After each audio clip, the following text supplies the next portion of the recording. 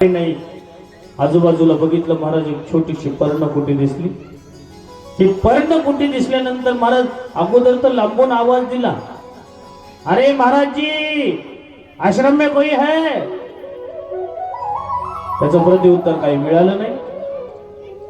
थोडस 2-4 पाऊल पुढे आले तर महाराज थोडस डोकावून बघितलं तर एक शम्यक नावाचे ऋषी समाधीस्थ होते. डोळे बंद करून ब्रह्मलीन समाधीमध्ये होते महाराज. हो, ये महात्मा जी बैठे म्हणले. बस सगळं कळून सगळं पाहिलं म्हणले, हे ढोंगी महात्मा आहे म्हणले, खोटी समाधी आहे म्हणले. खोटी समाधी समजून महाराज त्या महात्म्याच्या जवळ आले आणि मेलेला साप होता आपल्या धनुष्य बाणानं उचलला, उचलून त्या महात्म्याच्या गळ्यामध्ये टाकला महाराज. आता खऱ्या संतांना ओळखण्याची चूक जर केली तर त्याचं प्रायश्चित्त भोगावं लागतंय महाराज. अहो, ते देवाला चुकत नाही तर तुम्हा आम्हाला काय चुकणार आहे? जगाच्या मालकाला चुकलं नाही महाराज. तुम्ही रामायणामध्ये सुद्धा राजा प्रताप भानूचा प्रसंग ऐकला असेल. एका पाखंडी महात्म्याच्या चक्करमध्ये पडून आपल्या संपूर्ण संसाराचा नाश करून बसला महाराज. आणि आज एक खऱ्या संतांना ओळखण्याची चूक केली राजा परीक्षितनं, आज भयंकर मोठी सजा घ्यावं लागली. खोटी समाधी आहे, ढोंगी महात्मा आहे, आणि कुठं एका राजाच्या चक्करमध्ये पडावं, कुठं राजाच्या सेवेमध्ये पडावं म्हणून हे डोळे बंद करून बसलाय म्हणले महाराज.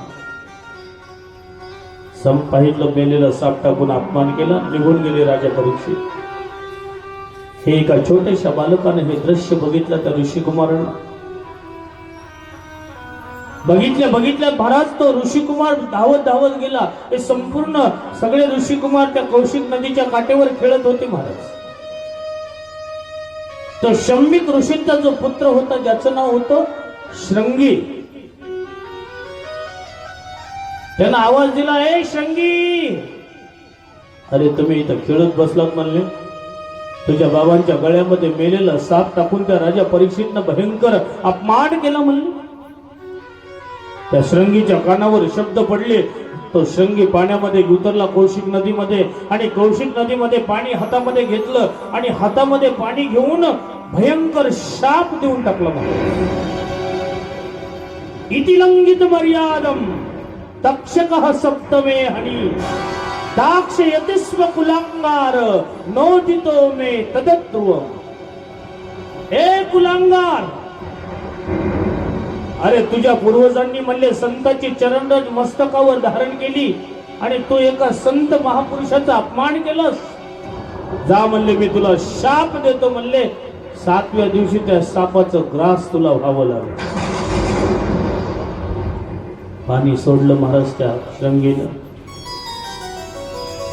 श्रृंगी रडत पळतच सुटलं महाराज आपल्या बाबांच्या पर्णकुटीकडे. बाबांच्या गळ्यामध्ये मेलेला साप पाहून महाराज जोरात फुंकारी काढून रडत होता तो श्रृंगी.